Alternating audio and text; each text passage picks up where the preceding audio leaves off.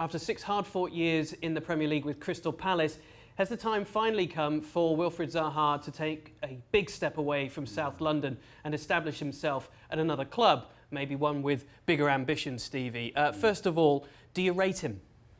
Yeah, absolutely. I think the time is right for him to take a step up. I don't believe he's the type of player or the type of person who wants to go abroad. I think he's quite happy in England. He's already had that stint at Manchester United, which was a complete disaster and actually probably was part of his maturation, if you like. So because he's been there already, you know, there's been links to Manchester United for him. I don't see him doing that. I don't think psychologically, having had such a disaster there for 2 seasons, that he would actually go back. So I think we can forget them. It will be the Premier League, and for me that means we're talking 2 teams. I think we're talking Arsenal or Chelsea. You know, Pulisic is coming to Chelsea. They've got Odoi. I'm pretty sure Hazard's leaving, and if they're letting Hazard go, they will still be able to make some transfers during this window. I'm pretty sure of that. And as I said, the other one's Arsenal. You know, I'm not keen on what Arsenal have in the wide areas.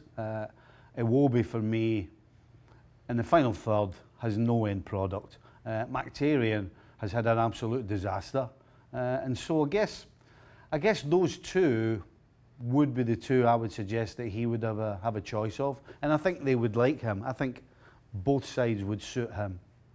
He's been very successful in a team that plays very much on the break. You know, his pace obviously comes into that. His delivery has improved, and his end product, he's got to double figures this year in terms of goals in the Premier League.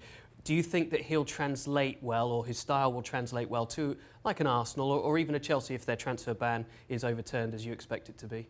Absolutely, yeah. I mean, I guess initially the question was his end product. That would be the problem for me.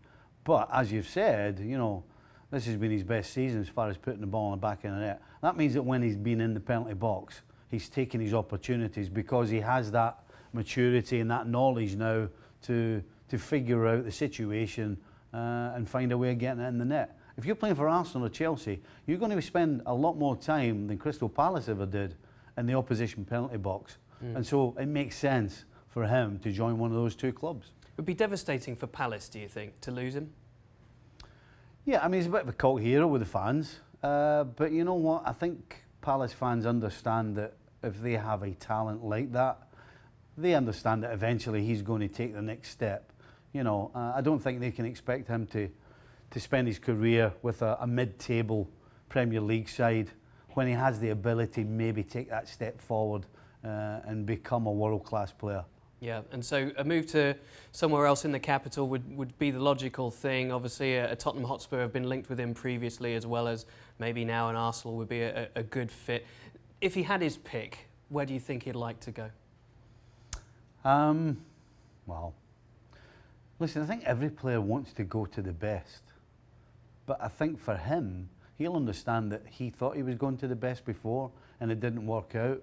So I think it won't be a case of just go to the best side. It'll be go where you're going to play. And that's why I think he'll play if he goes to Chelsea or Arsenal. OK, well, reports circling that he does want to leave Selhurst Park this summer. And of course, if the price is right, Wilfried Zaha may be making a move up the Premier League ladder, but maybe, as Stevie says, somewhere else not too far from home.